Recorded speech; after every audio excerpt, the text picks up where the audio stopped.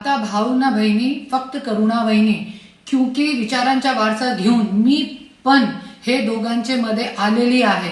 तो ज्या वेळे धर्म की अतिग्लानी होगी, लोकांवरती अन्याय अत्याचार होणार, तो कोणी ना कोणी व्यक्ती येणार आणि वारसा चालवणार चांगले लोकांचा। तो असंच मी माझे सासरे माननीय मुंडे साहेबांचा वारसा घेऊन मी हे दोघांमध्ये आलेली आहे आणि आता मी मुंडे साहेबांचा वारसा चालवणार आहे। राजकारणमध्ये वारसा जे असते पोटाच्या नसून विचारांचा असते। तेच विचार घेऊन धनंजय मुंडेंनी पण संघर्ष केला आणि स्वतःचे अस्तित्व निर्माण करून दाखवलेलं आहे।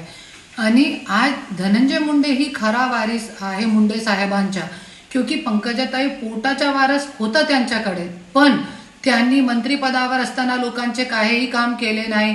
आज बीड जिल्ह्याची पालकमंत्री होती, प्रीतमताई होती, पण काम नाही केले, त्याच्यासाठी लोकांनी नकार दिला। वंजारी समाजाच्या लोकांनी पण त्यांना नकार दिलेला आहे। आणि आज धनंजय मुंडेंनी ज्या वेळे पंकजाताई बीजेपीने पंकजाताईचा खच्चीकरण केला, त्यावेळे आज धनंजय मुंडेंनी त्यांना डिप्रेशन मधून काढून स्वतः मंत्री झाला आणि पंकजाताईला पण मंत्री केला। पण याच्यामध्ये धनंजय मुंडेचा काही कौतुक नाहीये।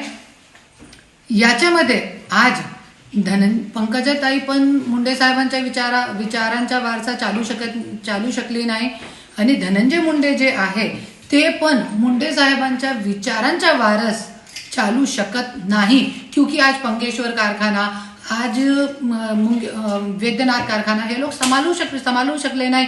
आणि याच्यामध्ये जे वंजारी समाजांचे लोकांचा पैसा थकलेला आहे 40-40 कोटी, ते न देता पैसा कारखाना विकला। जरी मुंडे साहेब असते तो आज मी इकडे आली नसती, वैद्यनाथ कारखाना पंकेश्वर कारखाना बंद झाला नसता।